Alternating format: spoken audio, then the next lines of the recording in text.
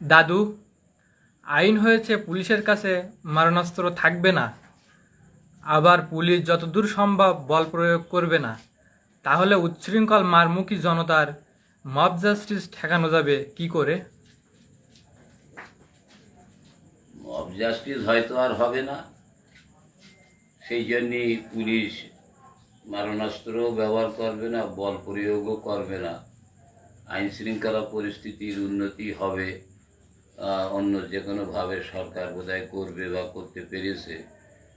আর mob justice হবে না, আর কোনো জায়গায় পুলিশের শক্তি প্রয়োগ করার প্রয়োজন হবে না, গুলি বন্দুক লাগবে না, মরণাস্ত্র লাগবে না বলেই এই আইন হয়েছে, তা না হলে আইন হয় নাকি? আর পৃথিবীর সভ্য যত দেশ আছে, উন্নত দেশ, সভ্য দেশ, যা Europe, America, Japan, German, Britain, তারপরে ওই সুইজারল্যান্ড, কানাডা, এই সমস্ত দেশের পুলিশরা যেভাবে চলে, এইসব দেশের পুলিশরা যেভাবে চলে তাদের সঙ্গে সঙ্গতি রেখে পুলিশের এই ধরনের আইন হয়তো তৈরি হচ্ছে। এটাই মূলত বিষয়বস্তু। তা নাহলে এই আইন হবে কেন? তবে এখানে একটা বিষয় হচ্ছে যে আমাদের দেশের তো মানুষ এখনো পর্যন্ত সেই কোয়ালিটির হয় নাই, তারা আইন নিজেরাই মানে না। ওই ইউরোপ, আমেরিকা বা ওই সব দেশের লোক আপ্রাণ চেষ্টা করে কিভাবে আইন মান্য করা যাবে, আর আমাদের দেশের মানুষ আপ্রাণ চেষ্টা করে কিভাবে আইনকে ফাঁকি দেওয়া যাবে, আইনকে পাশ কাটানো যাবে, আইনকে ডিঙিয়ে যাওয়া যাবে, আইনকে তোয়াক্কা না করা যাবে। এই ধরনের মানসিকতার মানুষের সংখ্যা আমাদের দেশে খুব বেশি। তাহলে মেজরিটি যে কোয়ালিটির, মেজরিটির ওপরেই তো সকল সিদ্ধান্ত। তো আমাদের দেশের সংখ্যাগরিষ্ঠ মানুষের এই ধরনের মন মানসিকতা। তো সেক্ষেত্রে ইউরোপ, আমেরিকার সঙ্গে আমাদের মিল করলে তো হয় না, চলে না। তারপরেও নিশ্চয়ই কোনো একটা কারণ আছে, তা না হলে সরকার এই ব্যবস্থা নেবে কেন? আর ইদানিং এই যে বর্তমান আমাদের যে সরকার রয়েছে, এই সরকার গঠিত হয়েছে যে ঘটনার আলোকে, এ সরকার দৃশ্যমান হলো, দেখা দিল যে ঘটনার আলোকে, সেটি ছিল ওই একটা জুলাই আগস্ট বিপ্লব বলছে। সেটা কি আর কেমন বিপ্লব, কি বিপ্লব, কিসের বিপ্লব, এ তো বর্তমানে সারা পৃথিবীর লোক জেনেছে, সারা দেশের লোকও জেনেছে, সারা পৃথিবীর লোকও জেনেছে যে এই সরকারটা কিভাবে আসলো। তো এদের আসার শুরুর থেকেই পুলিশ তাদের প্রতিপক্ষ ছিল। পুলিশ বাহিনী, বাংলাদেশ পুলিশ বাহিনী তাদের প্রতিপক্ষ ছিল। বাংলাদেশের পুলিশ বাহিনীকেই টার্গেট করা হয়েছে, যার কারণে এ পর্যন্ত হিসাবে ৩,২০০ পুলিশ নির্মমভাবে নিহত হয়েছে। এবং কত নির্মম যে তাদের প্রতি নিষ্ঠুর আচরণ করা হয়েছে সেগুলো আবার দেখানো হয়েছে। তারে ঝুলিয়ে দেওয়া, তারপরে ঘর বন্ধ করে এক ঘরের মধ্যে সব ঢুকাই দিয়ে ঘর বন্ধ করে পুড়াই দেওয়া, তারপরে থানা পুড়িয়ে দেওয়া, জেলখানা ভাঙা, সমস্ত মানে লোকজনদেরকে বা পুলিশদেরকে নির্মমভাবে হত্যা করা, এগুলো তো হয়েইছে। অনেক পুলিশের আমাদের আত্মীয় স্বজন আছে অনেক পুলিশ, তারা অনেকে বলে যে যদি 2-1 বছরের চাকরি হতো ছেড়ে দিয়ে চলে অন্য অন্য কোনো পথ ধরতাম। আবার কেউ কেউ বলে যারা প্রবীণ হয়ে গেছে, যদি যে 2-1 বছর চাকরি যদি থাকতো তাহলে স্বেচ্ছায় রিটায়ারমেন্টে চলে যেতাম। কিন্তু এই যে মাঝ বয়সে ছেড়ে দিয়ে অন্য কোনো চাকরিতেও যাওয়া যাচ্ছে না, যাবে না, আবার স্বেচ্ছায় অবসরে যাওয়ার মতন পর্যায়েও আসে নাই। এই অবস্থায় চাকরি করা খুব বিপজ্জনক। আমাদের কে কোনো নিশ্চয়তা, নিরাপত্তা কোনো কিছুই আমরা পাচ্ছি না। আমাদের শুধুমাত্র ওই আমরা নিরস্ত্র হয়ে উচ্ছৃঙ্খল মারমুখী জনতার সামনে আমরা এগিয়ে যাব, উদ্দেশ্য আমরা আরও মরি, আমাদেরকে আরও হত্যা করা বা হত্যা হওয়া। তো এখন যে ওই জনগণের হাতে এদেশের পুলিশ নিরস্ত্র পুলিশ বাহিনীকে মরতে হবে, যারা দেশের মানুষের জীবনের নিরাপত্তা দেয়, সম্পদের নিরাপত্তা দেয়, সম্মানের নিরাপত্তা দেয়। আবহমান কাল ধরে সারা পৃথিবীতে পুলিশ মানুষের, সেই দেশের নিজ নিজ দেশের মানুষের মান সম্মান সম্পদ জীবন এই সমস্ত কিছুর নিরাপত্তা বিধান করে আসে। আর এই নিরাপত্তা বিধান করতে যেখানে বাধা আসে সেই বাধা মোকাবেলার জন্য তারা আন্তর্জাতিক পুলিশ আইন এবং দেশীয় পুলিশ আইন দুই রকমেরই আইন আছে। ব্রিটিশ গভর্নমেন্টের সময় পুলিশের একরকম আইন ছিল, উভয় আইনের ব্যবস্থায় তারা এগুলো মোকাবেলা করে এসেছে। আজকের দিনে নতুন আইন করে তাদেরকে নিরস্ত্র করে এই মারমুখী জনতার সামনে প্রতিদিন তাদেরকে জনগণ পাবলিক কেনুরগুতো মেরিয়ে পুলিশকে সরিয়ে দিচ্ছে, কিন্তু পুলিশ একটা ধাক্কা দেওয়ার সুযোগ পাচ্ছে না। এরকম অবস্থায় যে কিভাবে এই পুলিশরা চাকরি করবে সেটা সত্যিকারই অর্থে অত্যন্ত ভাবার বিষয়। তোমরা বলছো সরকারের নিশ্চয়ই কোনো চিন্তাভাবনা আছে, নতুন কোনো চিন্তাভাবনা হয়তো আছে, তাদেরকে নতুন কোনো প্রোটেকশন ব্যবস্থা তাদের জন্য হয়তো করবেন, অথবা এই পুলিশকে জনগণের দ্বারাই নিধন করে নিয়ে তারপরে হয়তো নতুন পুলিশ নিয়োগ করবে, এরকমও হইতে পারে। কি যে তারা ঠিক করেছে এটা তারাই বলতে পারে, আমরা তো বলতে পারবো না। আর এই দেশের তো কোনো পত্র পত্রিকা নাই, কোনো রেডিও টেলিভিশন নাই, নিরপেক্ষ কোনো মানে সংবাদ পরিবেশনের কোনো সুযোগ নাই। আমরা যেন বোবা বাকরুদ্ধ একটা দেশের বাসিন্দা, আমরা যেন কানে শুনতে পাই না, চোখে দেখতে পায় না, অন্ধ বধির বোবা কালা যারা, তাদের এরকম প্রতিবন্ধী সংবাদ মাধ্যম কি নিউজ প্রিন্ট মিডিয়া কি ইলেকট্রনিক্স মিডিয়া সবই নিশ্চুপ। এমনকি সেই বড় বড় বুদ্ধিজীবীরা তারাও, তাদের আর বুদ্ধি এগুলো কিসের, সব কি গালে আলো চাল দিয়ে দিছে। এই যে আলো চালির একটা গল্প শোনা যাচ্ছে যে আমেরিকা থেকে আলো চাল নিয়ে এসে সবাইকে খাওয়ানো হয়েছে। তো এই মিডিয়ার জগতে সবাই কি সেই আলো চালির ভাগ পেয়ে যার গালে আলো চাল রয়েছে, যে কেউ গাল তুলতে পারতেছে না। হ্যাঁ, এখন এই সরকারের সমালোচনা করার মতন, সরকারের কাছ থেকে জানার মতন, সরকারের কাছ থেকে এ তথ্য আবিষ্কার করে নেওয়ার মতন কোনো মাধ্যম নাই। আর সরকার নিজে থেকেও কোনো কিছু বলছে না।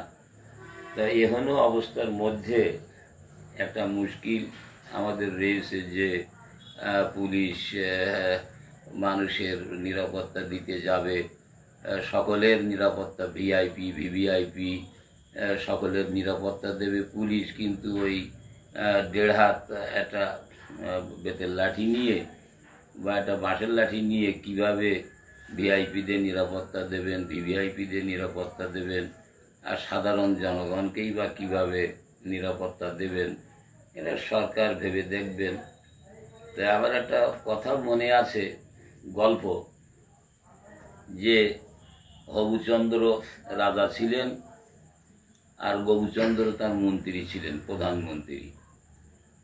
এখন হবু রাজার দেশে গবু মন্ত্রী। এই গবুচন্দ্র মন্ত্রী এত বুদ্ধিমান, এত ব্রেনি, এবং তার বুদ্ধি এত বেশি, তার এই বুদ্ধি পাশে বেরিয়ে যায়, সেই ভয়ে রাজা হবুচন্দ্র একটা বিশাল বড় কাঠের সিন্দুক বানালেন। সেই সিন্দুকের মধ্যে এই নাকে কানে তুলোর পুটুলি দিয়ে গবুচন্দ্র মন্ত্রীকে তার মধ্যে রাখা হতো, যাতে তার বুদ্ধি বেরিয়ে না যায়।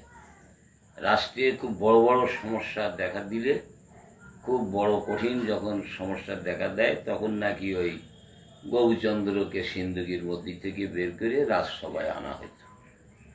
তো এখন রাজসভায় একদিন রাজপ্রহরীরা সীমান্ত থেকে একটা শূকর ধরে নিয়ে আসবে, কিন্তু ওই হবু রাজার দেশে এই শূকর কেউ কখনো দেখে নাই। এটা যে কি প্রাণী কেউ ঠিক করতে পারতেছে না।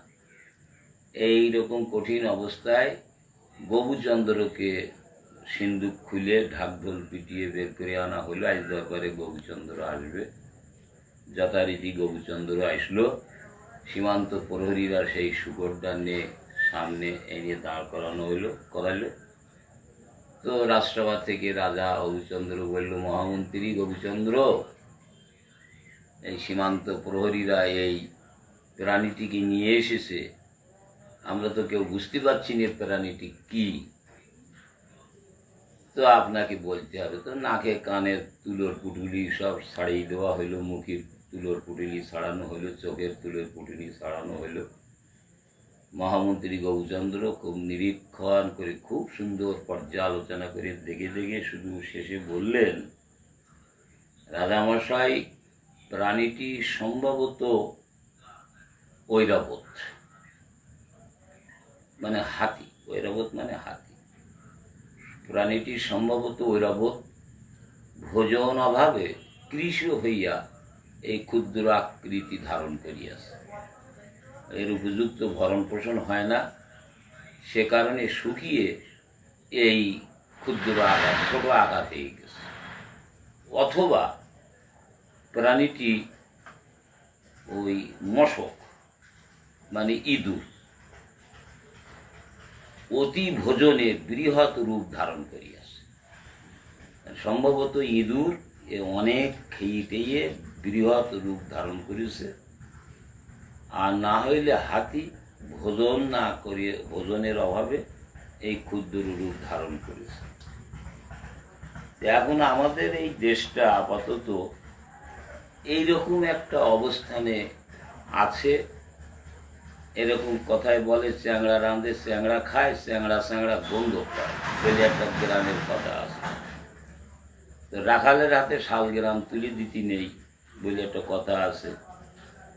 তো এই ছোট ছোট ছেলেরা যাদের এখনো দুধি ধাপ ভেঙে আক্কেল মারি ওঠে নাই, তারাই গোবুচন্দ্র মন্ত্রীর মতন মহামূল্যবান মন্ত্রী। তারা বিশেষ বিশেষ সময় এসে তারা হঠাৎ করে শাহবাগের যমুনার সামনে এসে তারা কিছু লোকজন কিনে কেটে এনে হাট বসায়, সেই হাটের থেকে কেনাকাটা করে।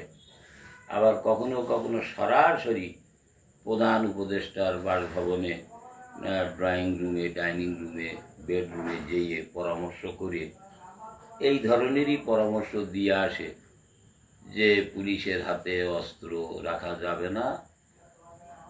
এখন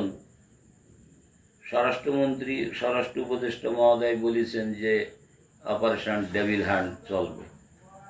কাঁদতে চলবে? আনসার সরকারের নাকি না। বিজিবি বর্ডার ছেড়ে বাইরে ভিতরে খুব একটা তো আর ভূমিকা রাখতে পারবে না। সেনাবাহিনীকে জনগণের বিপক্ষে দাঁড় করিয়ে দেওয়া হয়েছে।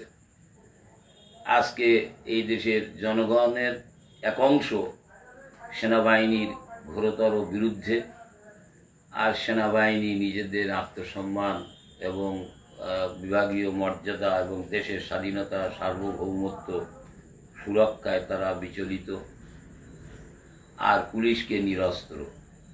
তাহলে এই যে অপারেশন ডেভিল হ্যান্ডটা কাদের দিয়ে চালানো হবে? এই চ্যাংড়া উপদেষ্টাদের দ্বারাই।